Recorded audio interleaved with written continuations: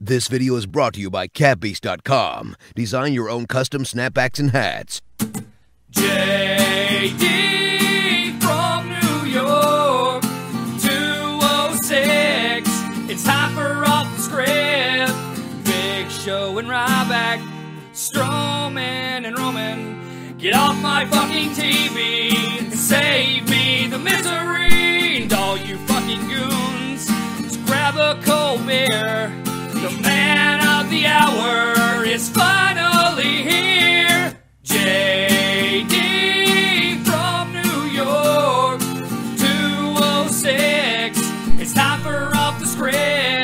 JD from New York, 206. It's time for Off the Script.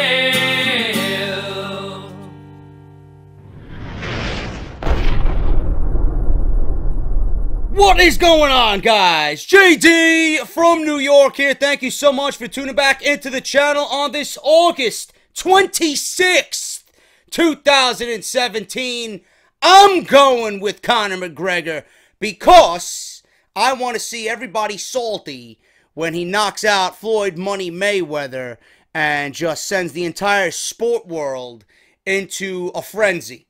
Now, I don't think McGregor's going to win, but I want him to win because I'm going with the massive underdog in tonight's fight. I'm not a statistics guy. I don't give a shit about records. I just want to see McGregor win. That's it. I think it would be hilarious, and I quite frankly don't give a shit besides that.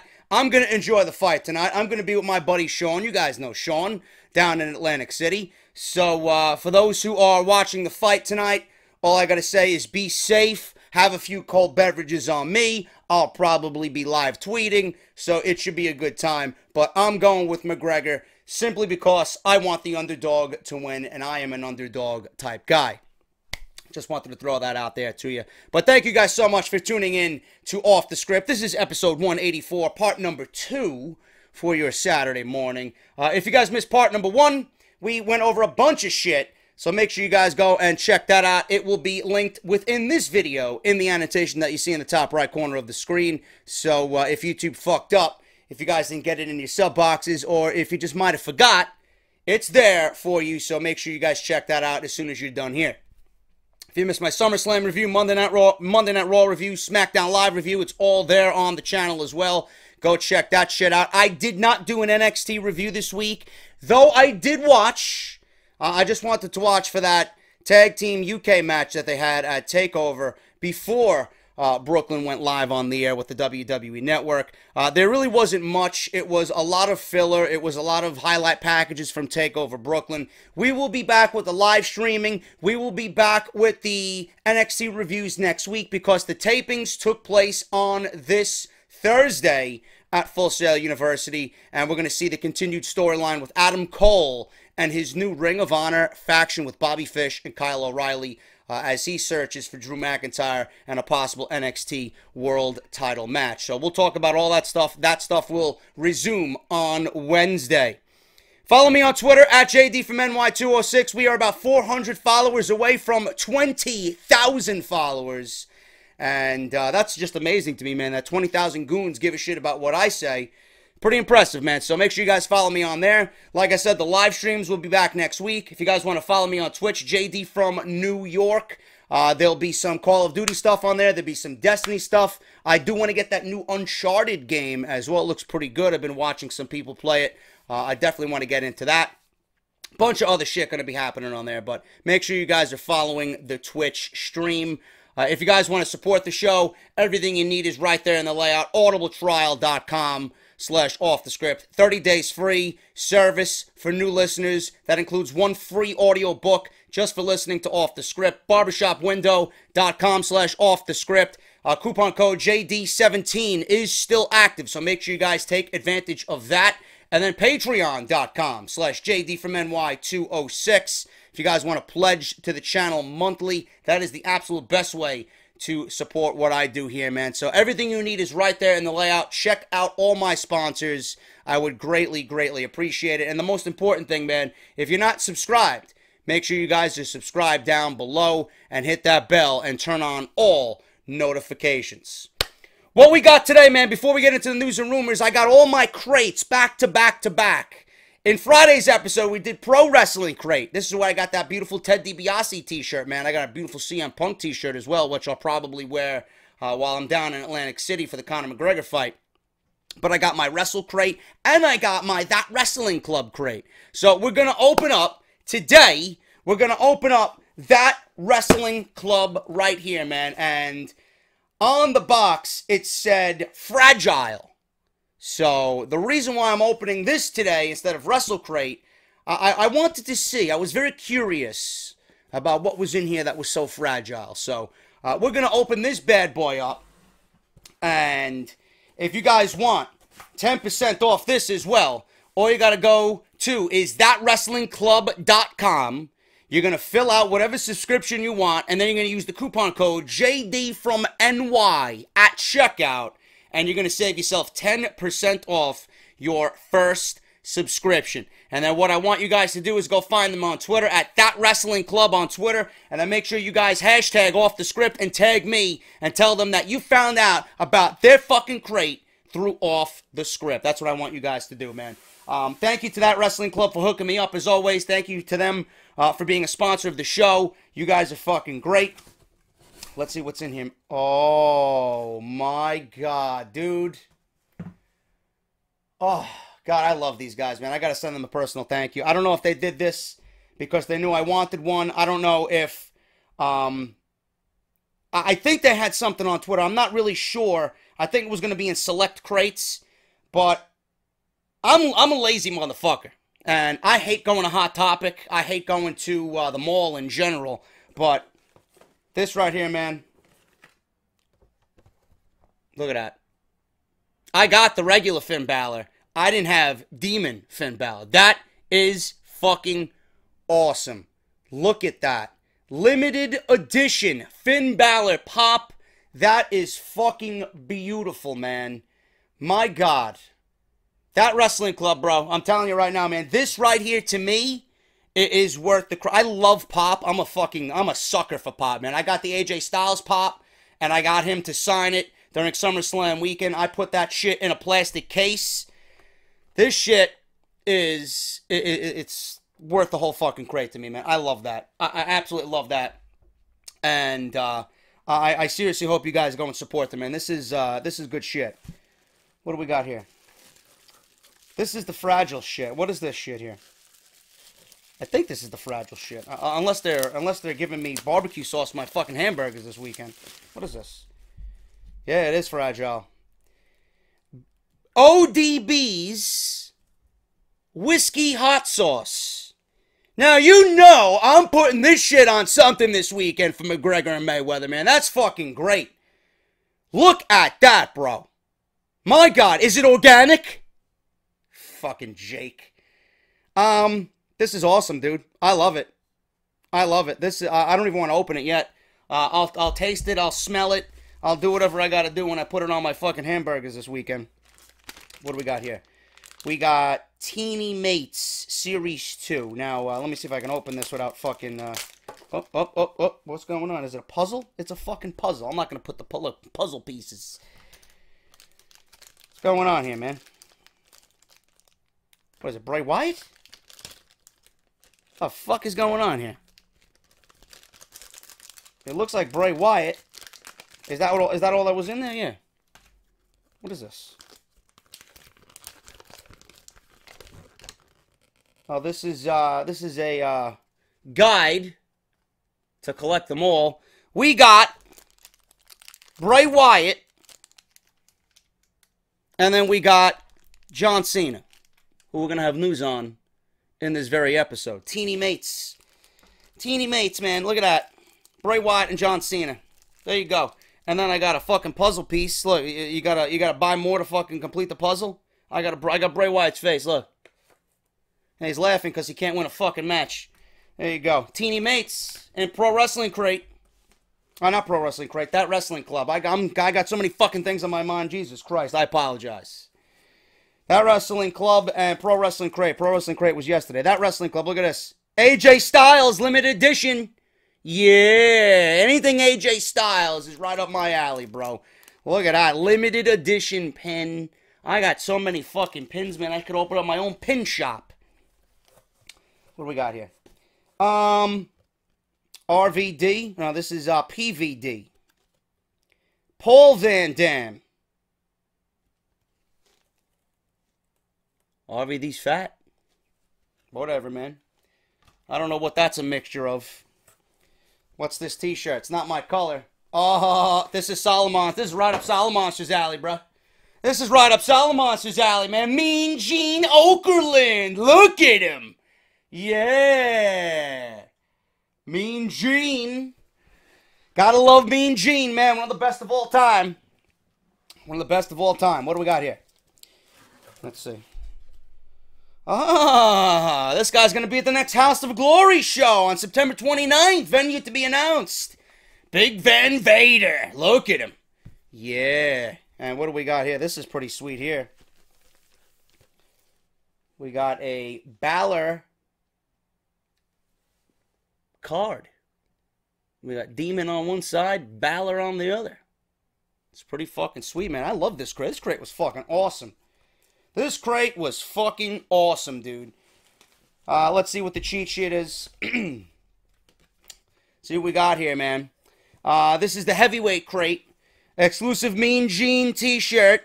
We got the autograph, ODB hot sauce, and it's signed. Where is it signed? It is signed. Holy shit, I didn't even know that, man. Finn Balor Funko Pop, WWE Teeny Mates, Ballot playing card, and the PVD exclusive trading card with the phenomenal lapel pin. That is fucking awesome. And then coming soon, the WrestleTune Minis. Only in that wrestling club, man. That is fucking beast. If you guys want more information, man, That Wrestling Club, I'll leave you guys the information down below in the description. ThatWrestlingClub.com. Make sure you guys go and check it out. Use the coupon code JD from NY at checkout for 10% off. There's no reason why, man. This crate's fucking awesome. Absolutely fucking beast. And I want to thank these guys, as always, for hooking JD up and supporting off the script. That's awesome, man. I'm going to clean myself up. We're going to get right into the news and rumors. I don't have a lot because I got to save some for Sunday's episode, but there's enough in here to whet your fucking appetite for the rest of the day, man. But before we do that, you guys know what I got to do. I got to shed some broken brilliance. Yes! From the glorious Matt Hardy. Not glorious, the broken one. Matt Hardy, right here on Off the Script. Ladies and gentlemen, I am Broken Matt Hardy. This is JD from New York. Actually, delete to JD from New York. I have cleaned this vessel. Make sure to check out his wonderful show, Off the Script. It's absolutely delightful. The reason why people come to this channel and the reason why people listen to this podcast is because A, I'm real, B, you guys know I will never bullshit you on anything when it comes to this product. C, I really don't give out fake news, and I always cite my sources, whether it's from Meltzer, whether it's from Richard Gray, whether it's from a particular website. I always cite my sources. Sometimes when I look at my news, and I look at the feed, or I look at the dirt sheets, I always think, should I report this? And will my fans and will the listeners of this show give a shit about this particular article? Or I look at something and think, is this bullshit? Should I wait a little bit until I find out more information on the entire story before I give it to you guys? Because I don't want to be wrong on everything. I don't mind being wrong on some things. You know, quite frankly, a lot of the shit I talk about is just merely speculation. The reason why you guys listen to me is because, you know, a lot of this stuff is being talked about. And wrestling in itself is a very topical, you know, genre. We all have an opinion. And that's why we listen to podcasts. We always want to hear other people's opinions. You know, rumors going around, you guys want to hear my opinion on it, whether I like it, whether I want it to happen, whether I don't want it to happen, whether I don't like it. That's why you guys listen to me. But I will never give out fake news. I will never do a Goon's View Entertainment and talk about the Undertaker returning. There's no point in talking about the Undertaker returning. You know, there's a reason why I didn't report the Undertaker being on the fucking airplane coming into New York City. Nobody knew why the Undertaker was coming into New York City. Though I have news on that today from Jerry the King Lawler's podcast. But when that news broke, I didn't report it right away. I talked about it on Twitter. You know, we discussed it at the Q&A when I was at 205th on Sunday with LeBar and Solomonster. But that type of news is not really something that I'm going to sit here and report. Undertaker's retired, number one, for the most part. Number two, you know, he needs hip surgery. So he's not going to be coming back in a wrestling capacity. At least not yet. Do I think he's going to be at WrestleMania next year? Yes, I think he's going to be at WrestleMania 34. I don't think the man's fully retired. I think the man's going to come back for at least 1 or 2 matches tops. But then again, it goes back on whatever he did at WrestleMania 33 and the symbolism that we've seen at the end of that show. It would really make it all, you know, pretty much nonsensical. It would make it kind of shitty to go back on that. But what I'm talking about is this Rusev and Lana rumor that they asked for their release. Now, I seen Joe Cronin cut a promo on Bill Bahidi or Bill Body or whatever the fuck his name is, however you pronounce his name. I think he works for Sportskeeda. I think he's one of the key editors or one of the big guys over at Sportskeeda. Whatever the case may be. I'm not here to cut down Sportskeeda. Do I think they're clickbaity? Yes, because I'm on my fucking Facebook page and they're worse than Sean's View. Clickbait to the fucking max with those guys. That's how you get clicks. That's how you get views. I'm not about that. I'm about being real. People are going to come here to listen to my opinion. That's what I want. I don't want to grab people in with some bullshit title, you know, or any of that shit. But it's all clickbaity shit. Now, the guys from Sportskeeda, they listen to the show. Some of them listen to the show in the office. They even asked me to write for them. I really didn't go through with it because I didn't really want to be affiliated with that type of shit. I really didn't. To be perfectly honest with you, I didn't want to be a part of that clickbaity bullshit. Even if it would help me get my name out there a little bit, it's not reputable. It's not credible. It's not respected. You know, I don't want to put my name to something like that. I really don't. And I'm being perfectly honest with you. I'm not cutting anybody down that's doing their job over there. You love what you do over there, fine. But I'm not about that. Okay. So Joe Cronin cut a promo on Bill Body about this Rusev Lana story, and Bill Body a few months ago called Joe out on bullshit about Drew McIntyre's theme music. And I know for a fact, Joe, before he was benched by Road Dogg and before he got banned off Twitter, Joe was in communication with Road Dogg. He was in communication with Drew McIntyre. He was in communication with Matt Hardy.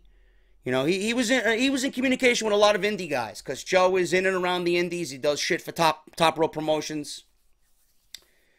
And Joe did ask Drew McIntyre. I believe Joe actually interviewed Drew McIntyre on his fucking channel, if I'm not mistaken. Joe asked Drew McIntyre about his old theme. That's the one thing with Drew McIntyre. Why doesn't he have his old theme song back? Because they don't want to use it. They don't want to give him that. That's the old Drew McIntyre. We're going forward with the new Drew McIntyre. There's nothing wrong with his theme now, though I think it could be updated a little bit. I think it could be a little bit better. So Joe asked him about the theme music. Bill Body came and fucking shot down Joe that he doesn't have any credible sources. Meanwhile, he had the direct source from Drew McIntyre himself. So Bill Body just kind of pushed Joe off as a fucking nobody. And Joe was right. You go to Bill Body's Twitter, and the guy's not fucking liked by anybody. The guy puts out a tweet. Nobody gives a shit. There's no retweets. There's no likes. He's got a check mark next to his name. As far as I'm concerned, if he has a fucking check mark, I should have a fucking check mark. When people come to my Twitter, they want to interact. When I tweet something out, the audience retention and the audience that it reaches is far more greater than a fucking Bill Body. I'll tell you that right now. Just look at my activity during a pay-per-view, during a SmackDown or Raw. Just a normal fucking day. I could talk about anything wrestling related. 150 to 200 likes, easy. on something stupid during the week when there's nothing going on. I have social media pull. Okay? I would never give you guys false information. I would never steer you guys wrong. I would never talk about something that's just fucking outlandish without credible sources. You guys want credible sources, you go to LeBar. He's got all the inside scoops. You want something like that from LeBar. He knows Lana. He knows a lot of people in the industry. You know, you go to guys like that. When they report it, then you report it. As far as I go, Meltzer is the same. Is not really on that level either. I mean, Meltzer reports something, it's like, it's hit or miss. When LeBar talks about something, it's usually going to be like yes or no immediately, and then he's going to give you the reality behind it if it is yes or no. But don't listen to these fucking goons on here. Don't believe everything you read unless it's backed by credible sources. The only ones that I find really credible, and some of you might not like them, you know, Ryan Satin. I go through LeBar. Those are the only guys I really go through, you know. I don't even believe, like I said, I don't even believe half the shit Meltzer talks about. I don't believe half the shit that Richard Gray reports. You know, even though they say they got inside sources. Shit's always changing. Shit is always changing. But the fact that Rusev and Lana asked for their release, I could see why people would think it's true. I could definitely see why people think it's true. I mean, look at what the fuck happened to him at SummerSlam. He lost in 9 seconds to Randy Orton. Now, the initial first thought was like, all right, this guy's getting buried.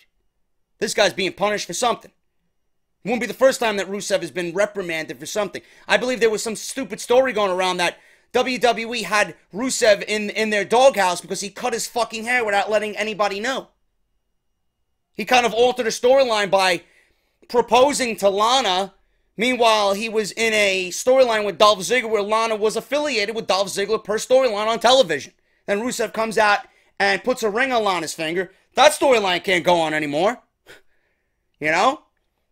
But that was then, this is now.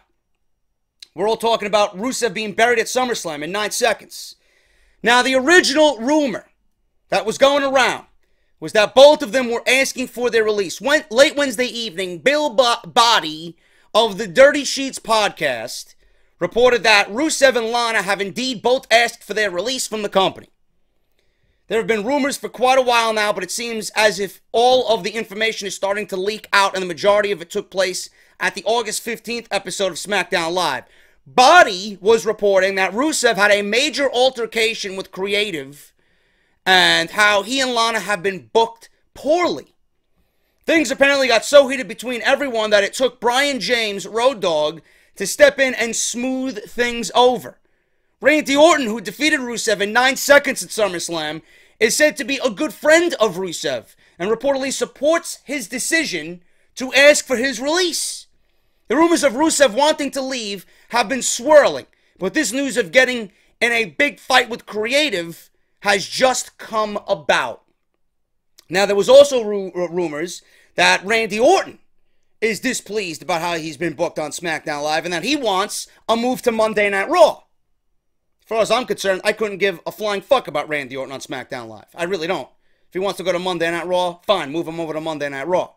I don't think SmackDown's going to be hurting anyway. I think SmackDown at this point has too many superstars.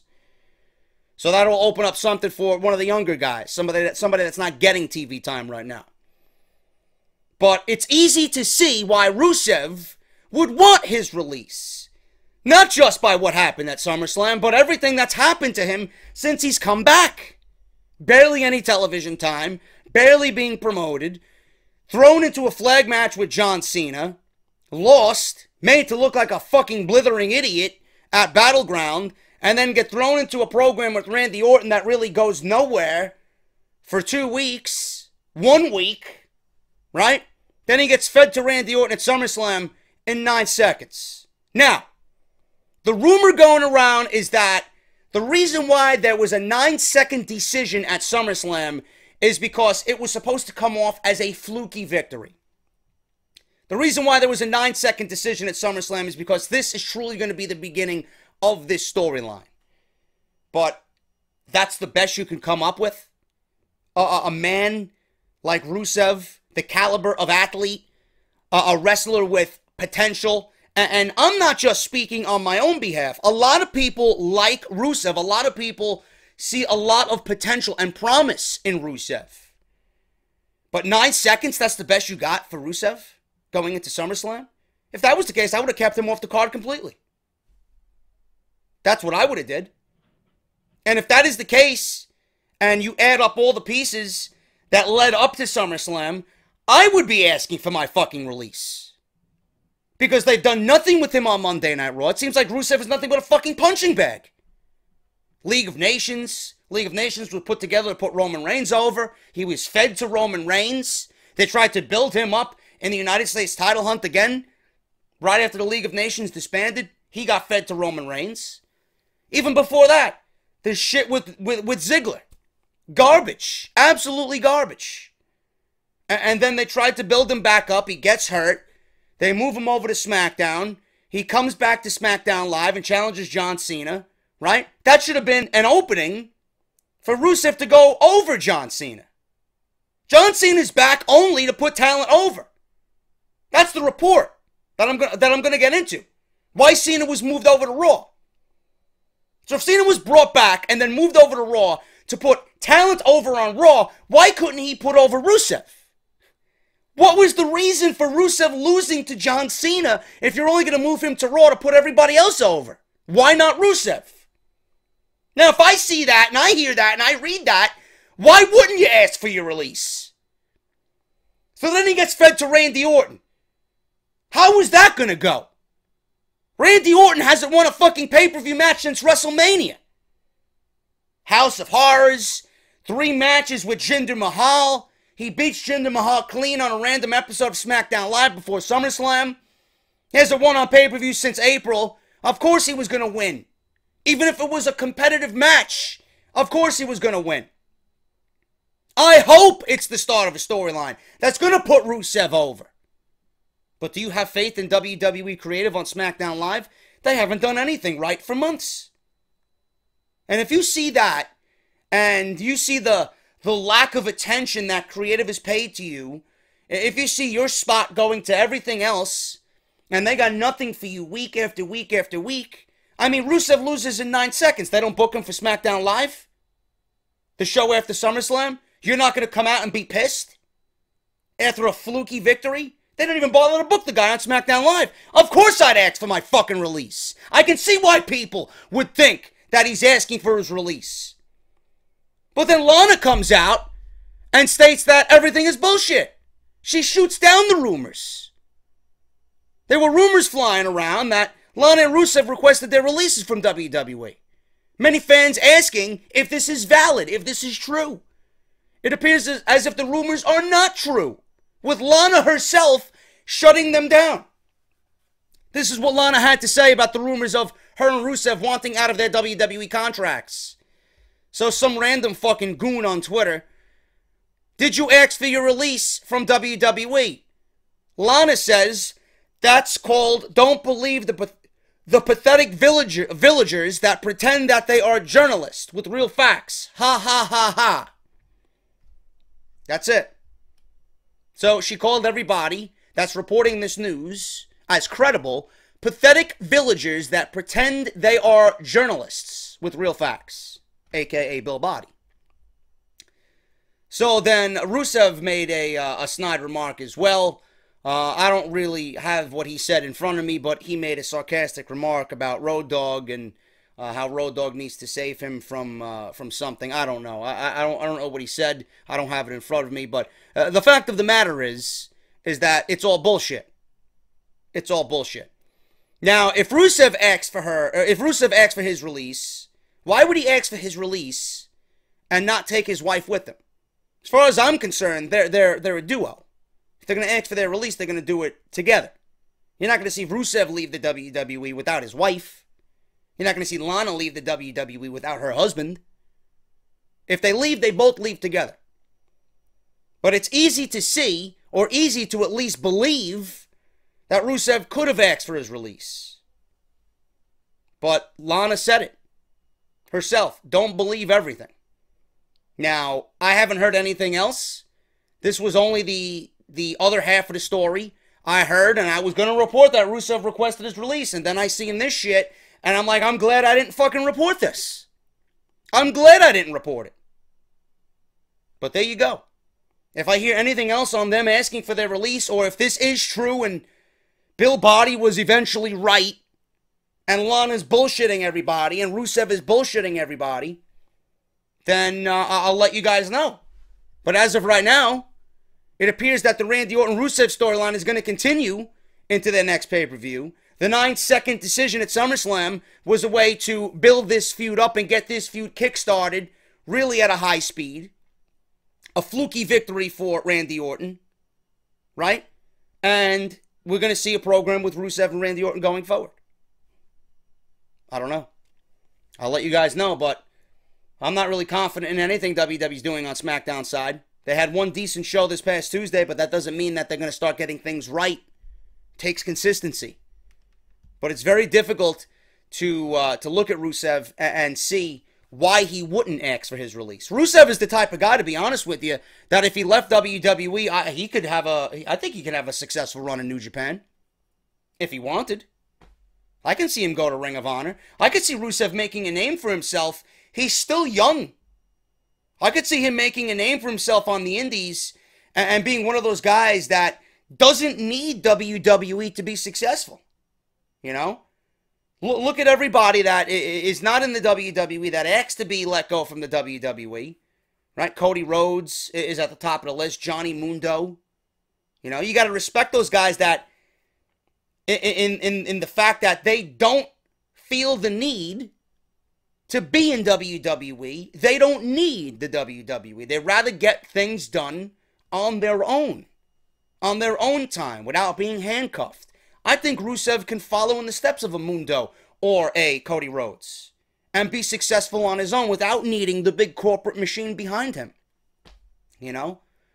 And then years from now, maybe 2-3 years down the line, when Rusev gets his feet wet and he develops a name for himself and breaks away from the WWE in a time when they got nothing for him, the WWE will look at Rusev and see that he's an even bigger star, will realize that they fucking passed on him when they shouldn't have, that they had him right there and didn't do anything with him. They'll want him back. Just like how they want Cody Rhodes back, just like how they're dying to have Johnny Mundo back. You know, it's a cycle. Sometimes it doesn't go right the first time in WWE. Just look at Drew McIntyre. Drew McIntyre is the perfect example. EC3 is another one. I don't watch GFW, but EC3 is another one. Made a name for himself outside WWE when he had nothing going on for him in WWE. He goes over to GFW, TNA. Look at him now. You don't think WWE wants him back? Bobby Lashley. I couldn't give two fucks about Bobby Lashley. I still don't give a fuck about Bobby Lashley. But he's developed more of a name now in TNA than he ever did in WWE. Same thing with Rhodes and Johnny Mundo. Rusev can fit into that mold. So, if I hear anything about Rusev being released or requesting his release and it being granted, I will let you guys know. And if it is the case, I don't blame him whatsoever. I don't blame him whatsoever. WWE really needs to sit down and take a look at the talent that they have on their roster. It's not that difficult to book a 2-hour fucking show. You don't have to put everybody on the show every single fucking week. You don't. Their next pay-per-view is until October 8th. You got weeks where you can use guys that aren't in major storylines. You don't need to put a Nakamura, an Orton, or a Corbin, or an Owens, or a Styles on every fucking show. Give other guys a chance. Have a rotation of angles going on. 1 week a tag team angle, 1 week a US angle, 1 week get Rusev on the show. Have him build something with Randy Orton. Get the next step in their program going. Get a Ty Dillinger on TV. Get fucking Luke Harper on television. You know? It's not that difficult. But I can see why Rusev would want his release. People are in the WWE to be a successful wrestler. You know, I don't believe this bullshit that, oh, they're making so much money They're just glad to be there. What happened with the Kenny Omega fucking mentality, man? Didn't he say he would never go to WWE just to be, sitting in the back by catering? That he's content with just being in the WWE while he's got a big downside guarantee? What happened? You know? I hear these stories about, the fans wanting Tyler Breeze to be used in a bigger wrestling role because he's got so much potential being wasted away. Carl Anderson and Luke Gallows being wasted away. Right? And then all these wrestlers, they come out on Twitter saying, oh, I'm making so much money and I'm making this exorbitant amount of money. And then I'm looking at this fucking shit and I'm like, what? I don't give a fuck how much money you're making, man. We want you to be used to your potential. We want them to be used in a bigger way. You mean to tell me that they're okay with just making this big downside guarantee and not being used on television or being used in a very limited role while you sit there and make your money? You don't want to go out there and fucking steal the show. You don't want the spotlight. You don't want to be known as like the greatest of all time. You don't want to be fighting for championships. I don't get that. Kenny Omega stated he would never want to come to the WWE if he wasn't going to be given the opportunity to be the face of that brand. That's everybody's mentality. That should be everybody's fucking mentality. You're not going to convince me that a Tyler Breeze is 100% happy with what he's doing. You're not. It's entertaining. He might be having a good time.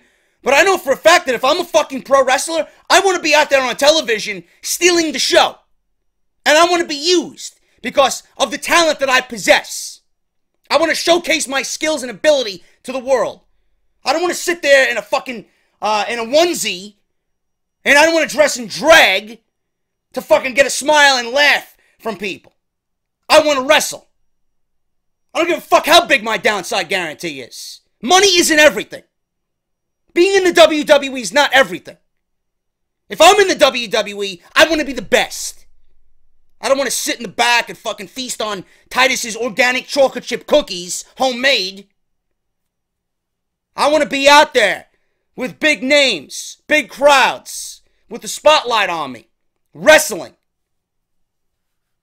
Why do you think Cody Rhodes left? They wanted him to put makeup on and dress in Stardust fucking costumes. He wanted to wrestle. You're not going to tell me that the ceiling for me is this high. No, I want to break through that motherfucker. They're putting a ceiling over Rusev and they're limiting him to what he really can do. WWE's got to look themselves in the fucking mirror and realize that we got some of the best talent in the world, and instead of hoarding fucking talent, let the talent run free. That's what you got creative writers for, right? Creative writers. Be creative. If you're not going to be creative, they're going to ask for their release. They're going to go somewhere else and make you look like a fucking idiot. Give me a break, man. If I hear anything else about Rusev and Lana leaving the WWE, I will let you guys know for sure. I hope that's not the case, because Rusev is a talented fucking guy. He's not the greatest wrestler in the world, but the heel potential that he has, and his mic skills, and his attitude, if given the opportunity, I believe he can do something with all that and get better. I don't think he's even, he's not, I don't even know how old he is. I barely think he's in his 30s. The limit for this guy is fucking endless. Why would you ever cap somebody and say, yeah, this is about it for you? Can't do that to people, man. You're never going to know what you have unless you let these guys run free. It's bullshit. Absolutely bullshit. Moving on, man. I want to talk about this Undertaker news. And we're going to keep on this this fake news shit. Everybody thought the Undertaker was coming back at SummerSlam. And there was a picture of the Undertaker on social media that some goon was, pretty much pawning off his news. Oh, look, the Undertaker's on a plane. You know? We didn't know when the picture was taken. The picture could be old. He could be visiting a doctor. We don't know. People think The Undertaker's coming into New York. Whoa, SummerSlam's in New York. Undertaker's on a plane to New York. He's going to be at SummerSlam. That's how bullshit gets started. So, you might have heard the rumors prior to SummerSlam about The Undertaker being spotted on an airplane on his way to New York City. This had wrestling fans excited about the potential of The Undertaker returning to the event. As we know, it didn't happen, and the dead man was nowhere to be found on pay-per-view. Now, The Undertaker's wife, Michelle McCool, posted a photo backstage with Natalya, which gives us a hint that The Undertaker might have been backstage visiting WWE. It's not out of the question, but obviously he didn't show up. Now, on the latest episode of Dinner with the King, hosted by Jerry the King Lawler, he provided some interesting insight. Jerry the King Lawler says that he personally didn't see The Undertaker backstage, but gave a possible reason why he would have been there. The reason is a potential new WWE game not made by 2K Games. And I quote, here's something that I just realized. He may have been in town because they were doing scans for a new game. Everybody that was on the show that night, myself included, had to be scanned. This company, it's not the people at 2K, it's a different game that's going to be coming out next year. So everybody had to have their faces scanned and their bodies scanned. End quote. This should be excellent news to WWE fans that are fans of the games. Hopefully it turns out to be something very good, because I am always up for an alternative from WWE 2K. And if 2K18 doesn't live up to expectations, we'll have at least something else to fall back on. But there you go. Right from the King's mouth, who was there backstage and just told you that everybody that was there at SummerSlam had to be scanned for a new game. Simple as that. See how easy it is to get fucking news out there with one goon? I took a picture of The Undertaker on an airplane. I'm going to New York City. So is he. SummerSlam's in New York City. He's going to be in the main event. He's going to cost Roman Reigns. He's going to cost Brock Lesnar. He's going to stare down Braun Strowman. Whatever the case may be. That's how news gets out there, and that's how news quickly spreads. So, you got it from the King's mouth. Undertaker wasn't at SummerSlam. He was there being scanned for, or possibly being scanned for a new video game coming out next year that's not associated with 2K Games. Moving on here, man. We got long-term plans for the New Day. Long-term plans for the New Day. Now, the Usos, to me, are the best tag team in all of WWE. I firmly believe that. I don't think there's a team right now, on the main roster at least, better than the Usos. As soon as they turned heel, they amped up everything. Their attitude, their persona, how they act in the ring, their wrestling style, the theme music, their promos, everything is just at the top of its game right now. For a team that's been boring for so long, look at what a heel turn can do for you. The New Day lost their SmackDown Tag Team Championships to the Usos at SummerSlam on the pre-show in a 20-minute match that some are saying was the best match on the entire show. This was a bit of a shock considering the team had just won the titles a month prior at the Battleground pay-per-view. Now, if you guys listened to me, the Usos should have never lost the titles. The Usos are the best at what they do within both divisions. If you are the best at what you do, you should be champion. The Usos didn't do anything to deserve them having the titles pulled from their waist. WWE put the titles on the New Day because the New Day were the new team on SmackDown Live, right? They're the New Day. Everybody loves the New Day.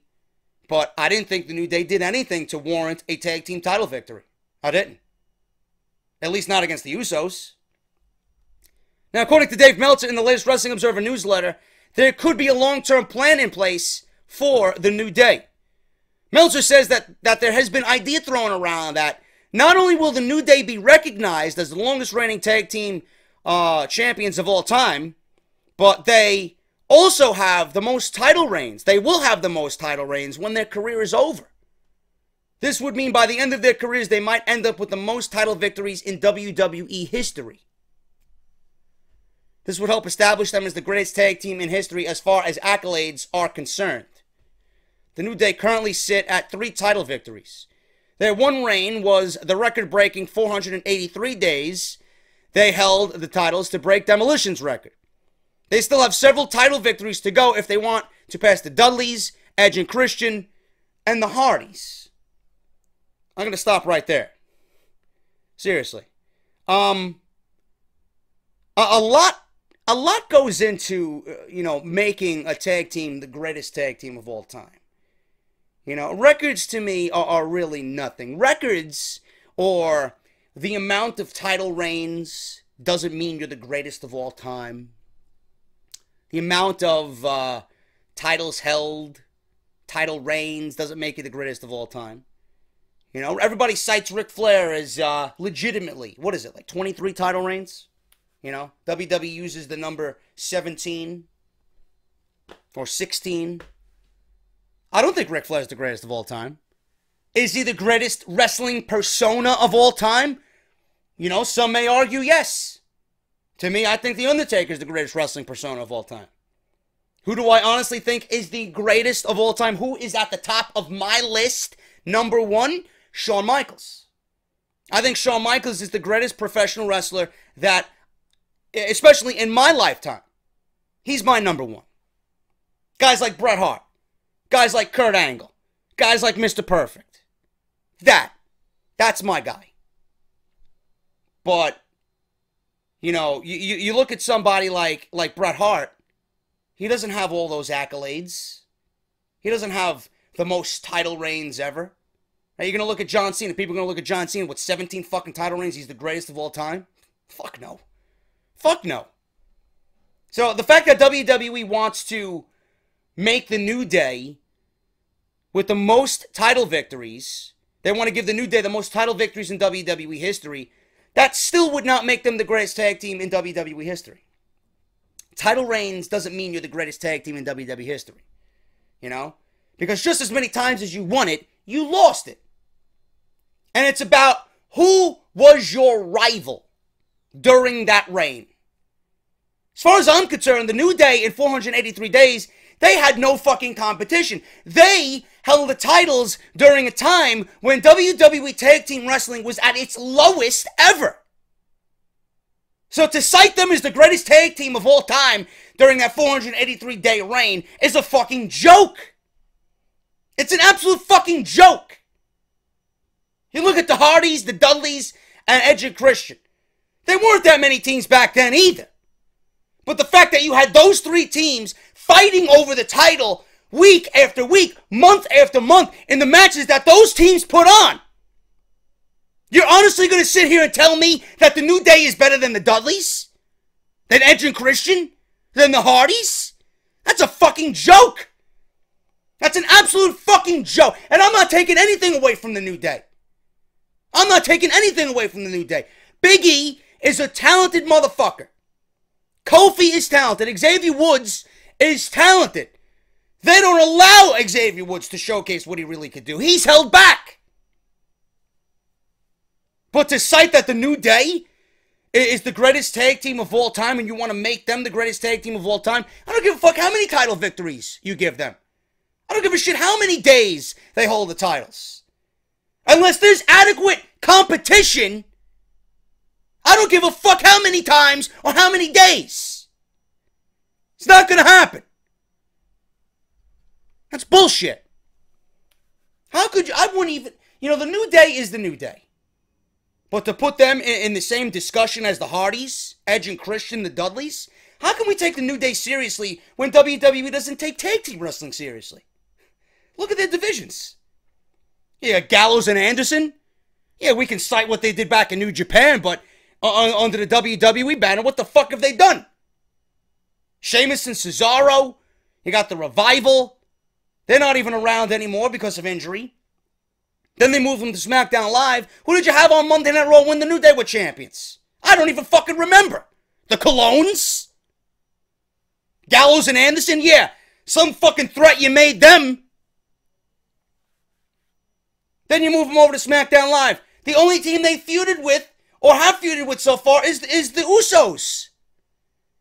How could you say that they're the greatest tag team on SmackDown Live, or one of the best tag teams on SmackDown Live ever, when the only team that they've feuded with is the Usos?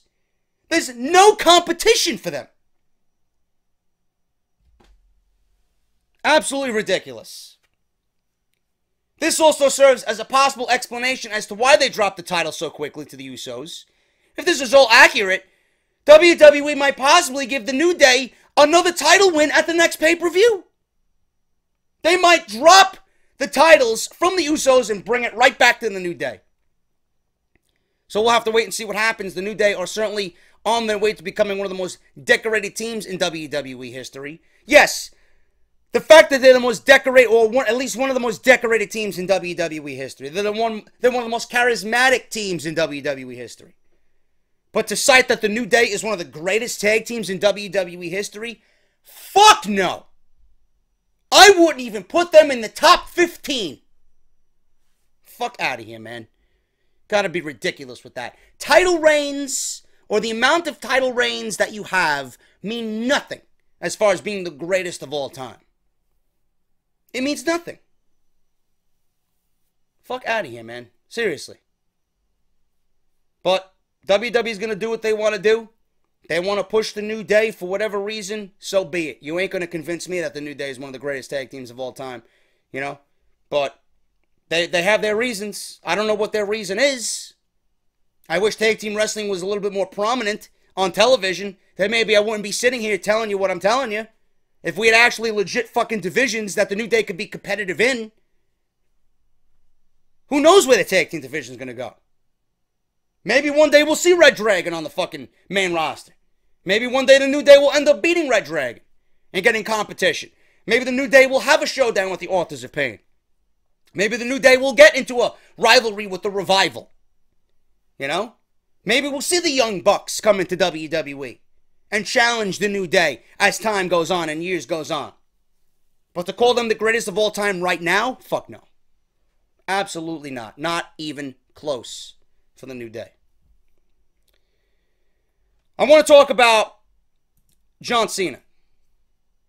Why he was moved to Monday Night Raw. John Cena moved over to Monday Night Raw in a free agent role because WWE realizes that John Cena doesn't have much time left as a in-ring performer. They want to get the most out of him possible. He even cited that his days are numbered. So the real reason why John Cena was moved to Monday Night Raw is, and a big update on who he will be feuding with. The night after SummerSlam, John Cena made his rumored return to Monday Night Raw, and he set the record straight about why he's leaving SmackDown Live. Cena's explanation on WWE television was a return to Raw was brought to him by Kurt Angle. Cena accepted because he wanted to confront Roman Reigns for a very long time. However, there is a specific reason backstage why Cena has returned to Raw. Now, clearly, WWE feels that with Cena on television, the ratings are at least stable, and the ratings at least move the needle. That's why, or at least one of the reasons why he moved over to Raw. They want to use him where they can, because Cena moves the needle. People want to see Cena. Whether you like him or not, Cena moves the needle. Although Raw's ratings are expected to gain a boost from John Cena's return to the Red Brand, WWE officials have moved Cena to Raw for him to work with some specific opponents and put them over. Roman Reigns is the first man in line that WWE officials want him to work with, and he's expected to be put over. So John Cena is going to put over Roman Reigns. This we knew. He's going to put over the big dog sooner rather than later. However, Cena is expected to work with several other opponents as well. For instance, the long-awaited rivalry between John Cena and Samoa Joe will happen over the next couple of months. Cena is also expected to feud with Elias Sampson, Braun Strowman, and others for the rest of his current run with WWE. He's then expected to take another hiatus from the company and return to Hollywood. Cena will be putting over a lot of talent before he leaves again, which will help WWE greatly during his hiatus. Too early to say that. It's how WWE books those people. It's how WWE is going to book those people that they're planning to put over Cena when Cena leaves. If they're not going to do anything with them, it's not going to do WWE anything. So they better have a plan in mind for those guys to beat Cena, and then you better have a plan in place for them to move on to the next level. Because when you beat Cena, you don't go down, you should go up. Given WWE's track record, I don't have any faith. John Cena reached a point of his wrestling career where it's not necessarily important for him to win as many matches as he used to on WWE television. On SmackDown Live, Cena put over Shinsuke Nakamura before SummerSlam. He would have done the same for Baron Corbin if he did not get in hot water with WWE officials. On Raw, Cena is expected to put over several WWE superstars to help elevate the roster. WWE officials likely understand that ratings are much more likely to go up with Cena on Raw if he's going to do things the WWE Universe has not seen before. Obviously, Cena vs. Reigns is the most important feud he will have over the coming months. But rivalries with Samoa Joe, Braun Strowman, Elias, maybe Finn Balor, could be great for everyone involved. Until he departs for Hollywood again, WWE officials are planning to use Cena as much as possible and get the most out of him. If he does nothing but put talent over, the fans will thank him and respect will come John Cena's way. Now, that all sounds great. That all sounds great.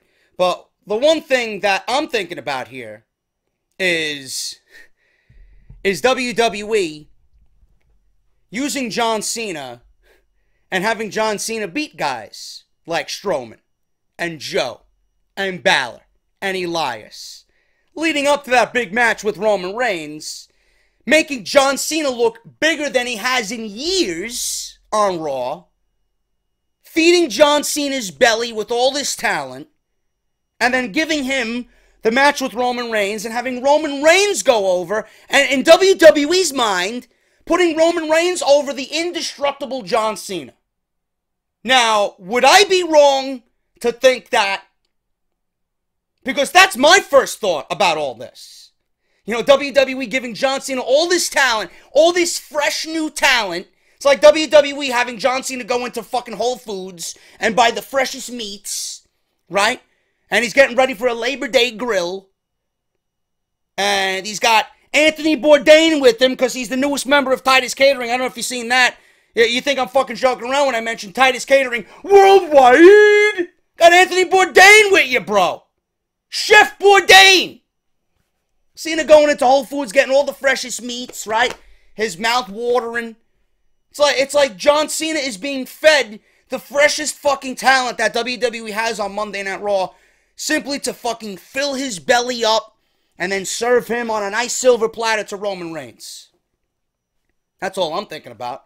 I would not be shocked. I would not be surprised if WWE goes that route. Now, if WWE puts this talent over John Cena, then fine. That's the way it should be. John Cena doesn't need any wins. John Cena's mentality isn't Hollywood now. John Cena's mentality is life after WWE. There's nothing else for him to do except win that 17th title reign. And when that comes, or if it even comes at all, I don't know. But I've mentioned plenty of times that when I see Elias, I think he's got potential, big potential. And a win over John Cena for Elias would be great. Now, if Strowman and Cena go at it, yeah, I mean, that's fine. That's fine. But I don't think that's going to elevate Braun Strowman to another level. I think Braun Strowman is on his way to being at that level without having a match with John Cena. I mean, if they continue to book him the way they booked him, I don't think John Cena is even needed for Braun Strowman. Samoa Joe, I just love to see the fucking matchup because Joe and Cena have a history together. John Cena and Joe have a history together. I love to see it, period. But yes, Joe should be the one to go over John Cena. But I can't sit here and lie to you. I feel like WWE would be foolish enough to feed a Joe and an Elias and a Strowman and a Balor to Cena, all for the sake of feeding him to Roman Reigns. So Roman Reigns beat John Cena, who beat everybody else. Until WWE proves me otherwise, it's very difficult to go against John Cena. Because shit always changes when it comes to Cena. It might be something one week. The next week, WWE says, you know what? Fuck it. That's why I think Reigns versus Cena now is not happening. They're not booking Reigns and Cena at No Mercy. No Mercy's 4 weeks away. It's too soon. That's why I think we're going to get the first in line here. And if it's Joe and Cena, then we can just take it from there, step by step. Joe should go over Cena. Joe should be in a program with John Cena. I think Reigns and Miz is the way that they're going to go. Cena and Reigns at No Mercy is way too soon. If it happens, it possibly happens at the end of the year, or it happens at the Royal Rumble. I don't even think WWE is going to wait that long till WrestleMania. They could, but I don't know what John Cena has in store for the rest of the year. Because as far as I'm concerned, I think John Cena is taking another hiatus at the end of the year. So I'm thinking either Clash of the Champions or I'm thinking Royal Rumble for that match. Could be WrestleMania, I don't know. But I think Roman and Lesnar is the way WWE's going for WrestleMania. Especially if we get that Miz-Reigns match. There's no way Miz is winning the Intercontinental title match against Roman Reigns. Roman Reigns, you know, it was reported, I told you this on part 1, it was reported that Reigns was going to win the IC title and that WWE's original plan was for Reigns to be IC champion going into WrestleMania and having the match with Brock Lesnar be a champion versus champion match in the main event. Making it even bigger than it was the first time. Even bigger than it was when they showed down or stared down in the Fatal 4-Way. So I'm expecting Cena and Joe at No Mercy. I'm expecting Miz and Reigns at No Mercy. We'll see what happens. But I would not be shocked to see Cena fed all this talent only to be given up to Reigns as a sacrificial lamb. Because WWE seemingly still is trying and fucking really making themselves feel desperate to get this fucking guy over. I mean, what else can be done? At that point, you would have run through the entire fucking roster. Reigns is not going to get over the way you want. You fed him the Undertaker. Wasn't that enough? If you're not going to get him over by beating the Undertaker at WrestleMania, Cena will do nothing. A win over Cena will do nothing. How don't you understand that? You're reaching for nothing. You're wasting your time. Better yet, you're wasting our time. Reigns is not the guy.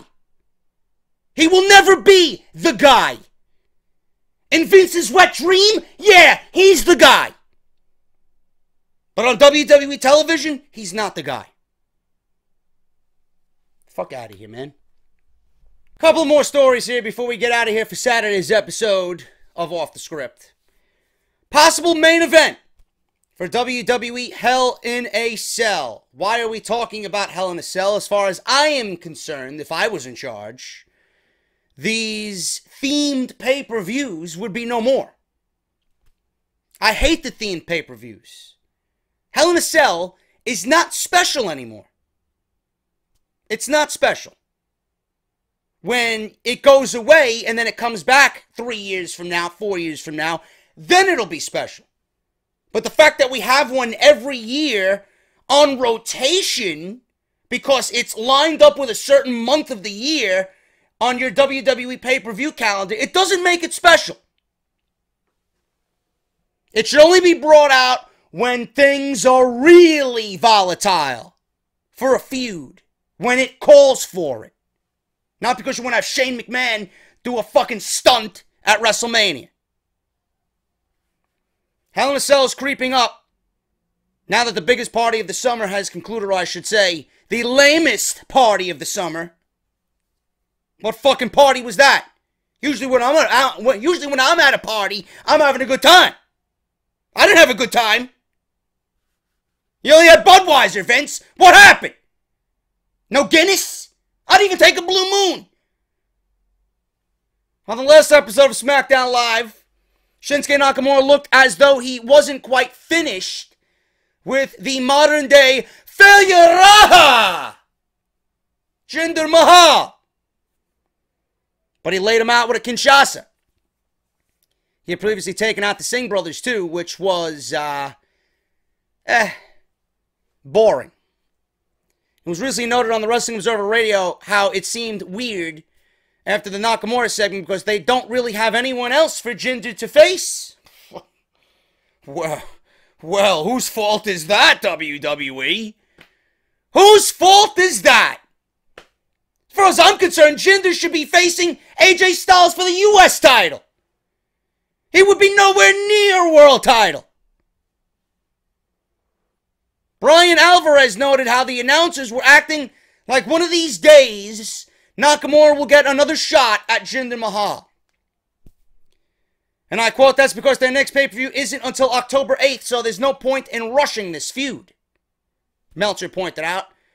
And I quote, the next pay-per-view is Hell in a Cell, so we just had a Punjabi prison match. Now we're going to have a Hell in a Cell. You know what I mean? WWE might have painted themselves into a corner with such little time separating caged gimmick matches, but it could always be fun. When has the last Hell in a Cell been fun? I think the last Hell in a Cell that was fun was Brock and The Undertaker. And they did whatever the fuck they wanted to do because they were Brock and The Undertaker. Jinder would have to figure out a new way to sneak in the Singh brothers, because if they were able to break into the Punjabi prison, it should be no challenge to do the same in October during Hell in a Cell. Oh, believe me, they'll be in there.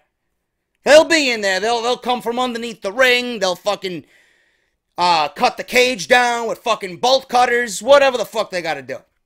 They'll be in there, believe me. So we'll just have to wait and see how this one turns out. But it looks like Nakamura might be vying for Jinder Mahal's WWE Championship once again at Hell in a Cell.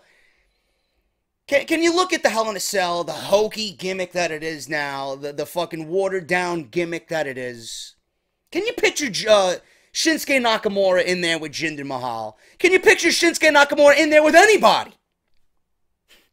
Yeah, the king of strong style, right? The artist, the rock star, Nakamura, in a Hell in a Cell for no reason. Do you think this feud is going to be elevated to a point where it belongs in Hell in a Cell? Are you fucking kidding me? Give me a break. Seriously, give me a break. If this is how Nakamura is going to be booked, just put him down in NXT. Pathetic. Why is Hell in a Cell even a thing anymore? I wish WWE would bring back fucking Halloween Havoc. They own the rights to it, don't they? Last I heard, I think I asked Solomons to that, they don't own the rights to it. I don't even think WCW had the rights to it. That's why WWE can't use it, because it's not a WWE WCW trademark. But Shinsuke Nakamura and Hell in a Cell, is this feud going to be so personal that they need to be locked inside a cage? I mean, look at all the Hell in a Cell matches that we got. About half of them belonged inside Hell in a Cell. Nakamura and Jinder Mahal is not going to be one of those matches that belongs inside a cage. Like that.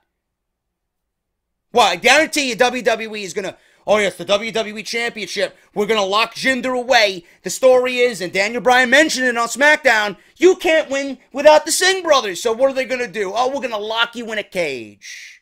We're going to lock you in a cage with Shinsuke Nakamura so that the Singh brothers can't get in.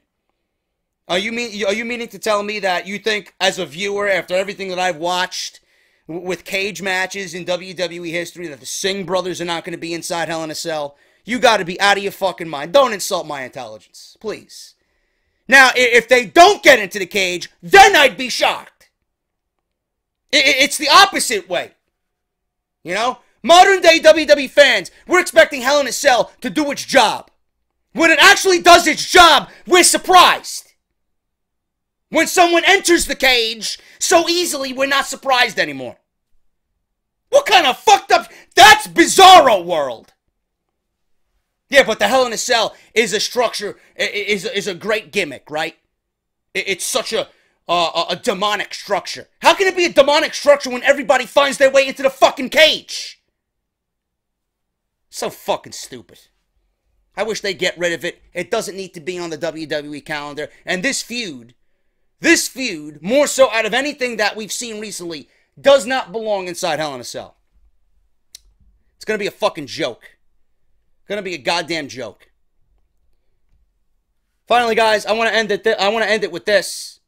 WWE signs Lio Rush for NXT. Small announcement here. Another former Ring of Honor star signed with WWE this week.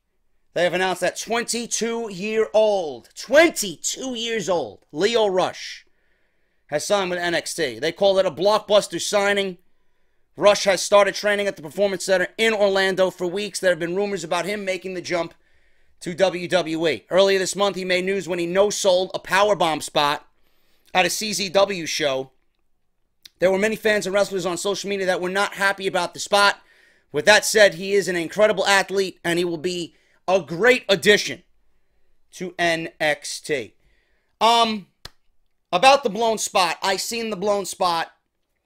Normally, I'd get upset about that, but I believe the event was called Once in a Lifetime. Maybe he was just ribbing everybody that it's once in a lifetime you get thrown off a fucking ladder through a table and you get up and no-sell the fucking thing. I know it fucking hurt him. It had to fucking hurt him. But once in a lifetime, you don't see that. So he gave you something that you won't see in this lifetime ever again. Just gonna leave it at that. But normally I'd be pissed at that. Or maybe he just didn't fucking care. Maybe he didn't care. Maybe he thought it's CZW. Maybe they fucked him over in some way. I don't know. And he just wanted to go into business for himself. Whatever the reason is. It's not going to take away from the fact that Lio Rush is an amazing talent. Okay? I called his matches for House of Glory. The guy's fucking phenomenal. To watch him up close in person, to call one of his matches is great. You know, he's so fun to watch. He really is. Now, in NXT, you could do a couple of things with him. He could be the anti-Ring of Honor guy and be with the WWE guys. He could go against the likes of Adam Cole and Kyle O'Reilly and Bobby Fish. Or you could put him with those guys. But I see him more as a babyface. I see him more as a fan favorite. The fact that he's 22 years old, the fact that I know what this guy's capable of, the guy can do anything in there. Anything. The question is, will WWE allow Lio Rush to be Lio Rush? Will they allow him to be Lio Rush? That's the biggest fucking concern. How soon is he going to be on 205 Live? That's my next concern. Why would you waste Lio Rush on the cruiserweight division? It's a fucking waste of talent. This is why they need to get rid of the fucking weight limit. They're limiting these guys and putting them on a fucking dead show. If they allow Lio Rush to be Lio Rush, then they got something special. NXT will provide him that platform.